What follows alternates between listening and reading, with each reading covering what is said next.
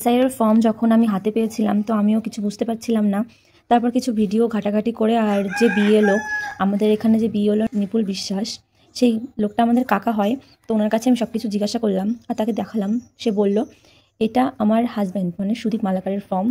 তো তার জন্ম তারিখ, এখানে তার জন্ম তারিখ হবে, তারপর তার আধার নম্বর হবে এবং তারপর তার যে মোবাইল নম্বরটা, এখানে তার মোবাইল নম্বরটা লিখতে হবে। আর তারপর তার পিতার বা অভিভাবকের নাম, পিতার নাম সুসেন মালাকার, এটা লিখে দিয়েছি। তারপর এখানে আছে পিতার এপিক নম্বর। এই যে এপিক নম্বরটা, এটা 2025-এ বর্তমান যে এপিক নম্বরটা সেটাই লিখতে হবে। তো আমার শ্বশুরমশাই 2002 সালেও যে এপিক নম্বরটা ছিল সেটা 2025 সালে একই রকম আছে। তো আমি ভোটার কার্ড দেখে এটা লিখে দিয়েছি। তারপর আমার শাশুড়ি মা মানে আমার স্বামীর মায়ের নামটা, তো স্বামীর মায়ের নামটা হলো রেণুকা মালাকার, তো এখানে রেণুকা মালাকার লিখে দিয়েছি। তারপর আছে মায়ের এপিক নম্বর, আমার শাশুড়ি মায়ের এপিক নম্বরটা এই যে লিখে দিয়েছি।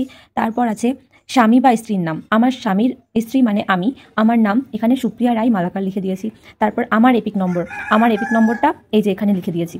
তারপর যে কাজটা, এটা সব থেকে গুরুত্বপূর্ণ কাজ, এই যে দুটো বক্স, এই দুটো বক্সের জন্য সবার ভুলভালটা হচ্ছে। তো এখানে লেখা সর্বশেষ এসআইএ নির্বাচক তালিকায় থাকা নির্বাচকের বিবরণ। 2002 সালে যে এসআইএর যে ফর্মটা ফিল আপ করা হয়েছিল, যে লিস্টটা বেরিয়েছিল, সেখানে যাদের নাম আছে তারা শুধু এই ঘরটা ফিল আপ করবে। আর যাদের নাম নেই, মানে আমার স্বামী সেখানে নাম ছিল না কিন্তু আমার শ্বশুরমশাইয়ের নামটা ছিল, তো এই যে সেটা দেখতে হবে, 2002 সালে ভোটার লিস্টটা বের করতে হবে। তো 2002 সালের ভোটার লিস্টটা আমরা বের করেছি, এই যে। তো এটা আমার শ্বশুর বাড়ির ফ্যামিলির ভোটার লিস্টটা সবার নামটা বেরিয়ে গেছে। তো এখানে 2002 সালে আমার শ্বশুরের নামে যে সুসেন মালাকার, আমার শাশুড়ির নাম রেণুকা মালাকার, দুজনের নামই এখানে রয়েছে।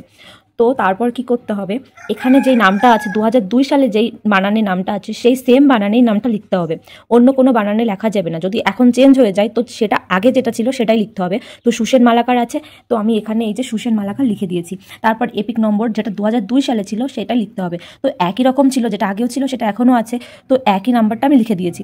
তারপর আমার শ্বশুরের তখন 2002 সালে যে আত্মীয় ছিল সেই আত্মীয়ের নামটা লিখতে হবে। এই যে আত্মীয়ের নাম ছিল পুলিন মালাকার, মানে আমার শ্বশুরমশাইয়ের বাবার নাম। এই যে আমার শ্বশুরমশাইয়ের বাবার নাম ছিল পুলিন মালাকার, এখানে এই যে সম্পর্কিত ব্যক্তির নাম মানে আত্মীয়ের নাম যেটা ছিল সেটাই এখানে দিতে হবে। তারপর তার সঙ্গে সম্পর্ক, মানে আমার শ্বশুর মশাই আর যার এটা কাগজ, যে ফর্মটা যার, তার সঙ্গে যারটা দিয়ে করা হচ্ছে সেই ব্যক্তির সম্পর্কটা লিখতে হবে। তো আমার স্বামীর সঙ্গে আমার শ্বশুর মশাইয়ের সম্পর্ক হলো পিতা পুত্র, তো আমি পিতা লিখেছি এখানে। তারপর জেলা লিখেছি, রাজ্যের নাম, আর বিধানসভা ক্ষেত্রের নাম, তখন বিধানসভা ক্ষেত্রের নাম যেটা ছিল সেটাই লিখবো।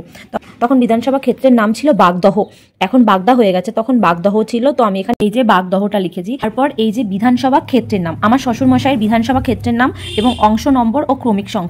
আমার শ্বশুরমশাইয়ের বিধানসভা ক্ষেত্রের নাম 84, এইটা হলো বিধানসভা ক্ষেত্র। তো এই যে নির্বাচন ক্ষেত্র দেখা যাচ্ছে, এটা বিধানসভা ক্ষেত্রের নম্বর, তো এটা লিখতে হবে বিধানসভা ক্ষেত্রের নম্বর। আর আমার শ্বশুরমশাইয়ের অংশ নম্বর, এই যে শ্বশুরমশাইয়ের অংশ নম্বরটা 60।